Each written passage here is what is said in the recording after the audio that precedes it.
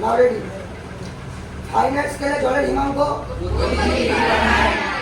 বস্তু কর্তৃক তাপকে প্রকাশ করা হয় কিউ দিয়ে, ভরকে এম দিয়ে এবং উষ্ণতাকে টি দিয়ে। তাহলে আপেক্ষিক তাপ কি হবে? Q by M T. Actually ফর্মুলাটা ছিল কি? Q by M, Q equal to M S T. ওখান থেকে এস এর মান কি বেরোবে? Q by M T. শুকনো খাবার সোডার সংকেত NaHCO3। এটাকে আমরা আরেকটা নামে রাখতে পারি, কি নাম? Sodium bicarbonate. এদের মধ্যে কোনটি জৈব অনুঘটক?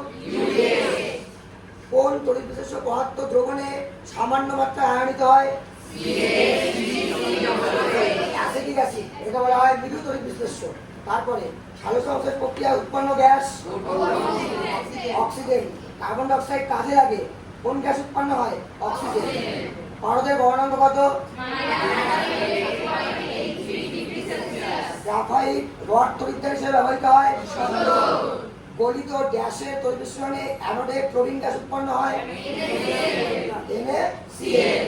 তারপরে একটা সমীকরণ দিছে, সমতা বিধান করে বলবো আমরা CH4 plus 2O2 equal to dash plus 2H2O plus তাপ CO2।